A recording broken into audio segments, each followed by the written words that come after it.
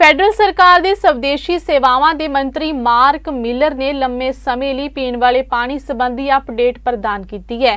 ਉਹਨਾਂ ਦੱਸਿਆ ਹੈ ਕਿ ਇਸ ਸੰਬੰਧੀ ਵਧੇਰੇ ਜਾਣਕਾਰੀ ਲਈ ਇੱਕ ਵੈਬਸਾਈਟ ਵੀ ਲਾਂਚ ਕੀਤੀ ਗਈ ਹੈ। ਉਹਨਾਂ ਇਹ ਵੀ ਦੱਸਿਆ ਹੈ ਕਿ 2015 ਤੋਂ ਬਾਅਦ 100 ਸਾਲਾਂ ਤੋਂ ਪੀਣ ਵਾਲੇ ਪਾਣੀ ਸੰਬੰਧੀ ਐਡਵਾਈਜ਼ਰੀ ਨੂੰ ਖਤਮ ਕਰ ਦਿੱਤਾ ਗਿਆ ਹੈ। I want to congratulate, in particular, Chief Skeed and all members of the Anishinaabe Wajish-Onagum Nation.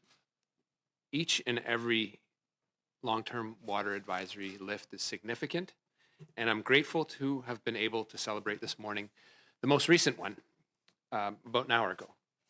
Thanks to the leadership and determination of Chief Skeed and the project team on the ground, as of today, residents of Wajish-Onagum Nation now have access to clean drinking water, as they lifted the community's last remaining drinking water advisory. This marks an important milestone, the lifting of the 100th long-term drinking water advisory in a First Nation since November of 2015. I also want to congratulate Hanikutin First Nation government in BC on lifting the last remaining long-term drinking water advisory in their community, bringing reliable access to clean water to 8 homes. This marks the 101st long-term drinking water advisory lifted since November 2015. And it was a real pleasure to speak to Chief Lua yesterday and his team on the significance of that lifting and their priorities going forward.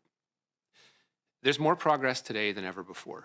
In November 2015, when we formed government, there were 105 long-term drinking water advisories on public systems on reserves across the country. There was no tracking of how many advisories existed or plans for each one to resolve it. The funding was short-term and didn't allow for long-term planning. Most importantly, there was no commitment to fix the issue. Officially, as of today, First Nations with support from our government have lifted 101 long-term water advisories since then. Notably, all long-term drinking water advisories were lifted in the Atlantic, Alberta, and Quebec. During the same time, of importance, 175 short-term advisories have also been lifted. Major milestones like these are only possible because of the result of countless smaller actions that have been undertaken day after day, community by community.